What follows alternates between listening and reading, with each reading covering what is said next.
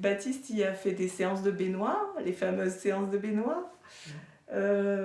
Donc, et puis qui se sont transformées en séances de pataugeoire parce que quand il est arrivé ici, il avait besoin encore d'être enveloppé, de sentir son corps. Et puis, il y avait la problématique de l'humide, du sec, tout ça. Enfin bon, donc ça s'est fait ici dans les séances de baignoire et ensuite de pataugeoire, où c'est lui-même qui a décidé d'arrêter, puisque à un moment, il n'est plus allé dans l'espace humide, donc il fermait le robinet. Et ça a été en parallèle avec la propreté. Il est allé aux toilettes, il a commencé à maîtriser tout ça.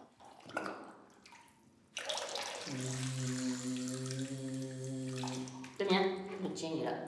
Tous les enfants aiment patauger dans l'eau. Les enfants autistes, comme les autres, l'enfant il va parler de son histoire et de ce qui le préoccupe à l'intérieur de lui, de sa souffrance et de ses difficultés à grandir et à être tranquille et à être organisé dans sa tête et dans son corps. Ça vient donner la possibilité de raconter une histoire pour l'enfant là où en fait il ne peut pas encore mettre de mots, et la mise en mots c'est nous qui y procédons.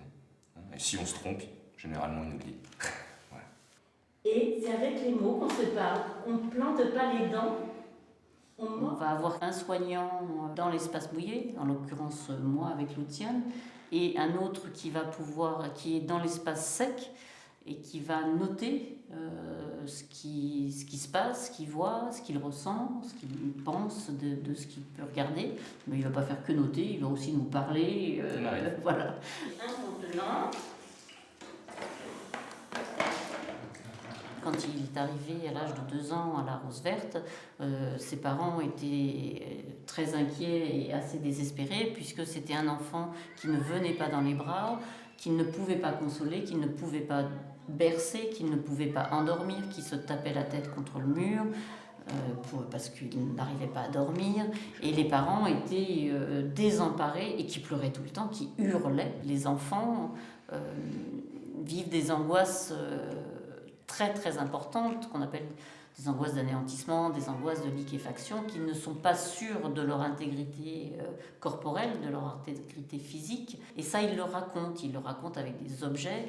Je me souviens de Luciane, il avait pris un ballon, il avait fait tomber le ballon, il était tombé immédiatement. Le ballon est tombé et lui, il est tombé comme le ballon. C'est une façon de parler de ce qu'il ressent à l'intérieur. Et on en profite.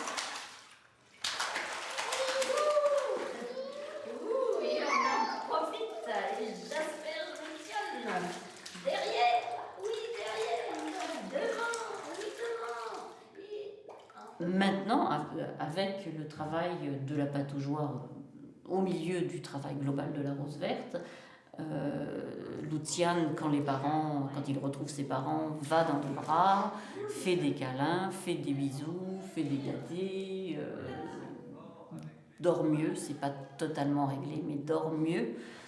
Ça a changé la vie de Luciane et des parents.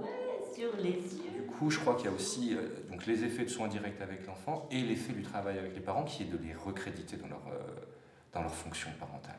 On permet aux parents de dire déjà leur tristesse, leur culpabilité, et puis après, surtout, on les regarantit de leur capacité à pouvoir élever leur enfant.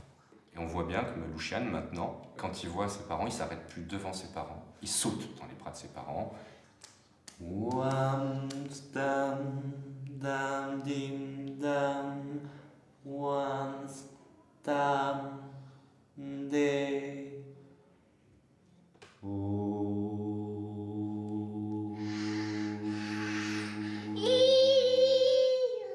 Exactement. Super.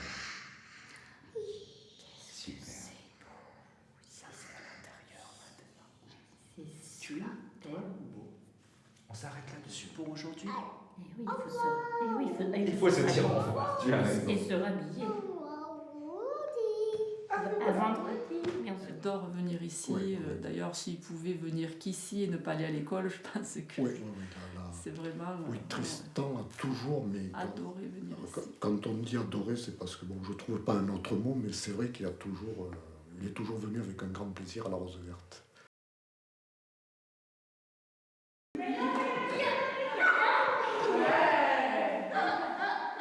Alors, in utero, le bébé est dans le liquide amniotique. La paroi utérine va venir répondre au mouvement de l'enfant.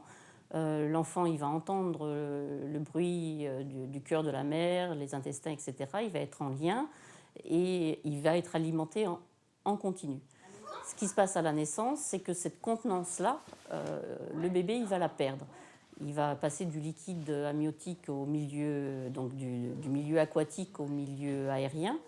Et il va passer de l'alimentation en continu à une alimentation où il va falloir que la mère prépare le biberon ou donne le sein.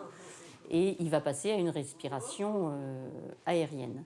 Et il va surtout perdre cette contenance, ce portage. Et ça, il va devoir le retrouver par le milieu. C'est le milieu, les bras de la mère, la voix de la mère, qui va donner au bébé cette contenance qu'il avait in utero. Et ça, chez les enfants autistes, c'est très compliqué. Attention, ça descend et je vais faire 1, 2, 3 portées. Est-ce que tu es prêt? Dans le tissu. 1. J'ai pas droit. 1, 2. J'ai pas droit. Tous les bébés sont soumis à des angoisses, ce qu'on appelle des angoisses de chute, des angoisses de liquéfaction, tout simplement parce qu'il y a la gravité. Quand on naît, on est soumis à la gravité. Donc tous les enfants passent par là, tous les bébés passent par là, et les mamans portent, rassurent, câlinent, voilà. Mais chez les enfants autistes, ça ne se passe pas bien. Bien souvent, les bébés, ils crient, ils pleurent, ils hurlent, ils se mettent en ce qu'on appelle en hyperextension arrière, pour dire qu'ils se jettent en arrière et que les parents n'arrivent pas à apaiser l'enfant. Ce qu'on va proposer dans le travail, c'est de retraverser et de re-raconter ce passage-là, ce vécu-là avec les enfants, surtout quand on les voit très jeunes. Parce que ce travail-là qui se fait spontanément chez les enfants qui vont bien est resté en panne, ne s'est pas fait chez les enfants autistes.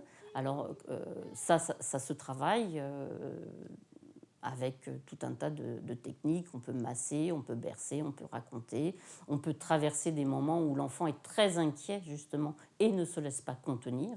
Il pleure, il hurle tellement il a peur, tellement il a l'impression que la relation, le dialogue tonique avec l'autre, l'intruse et le désorganise.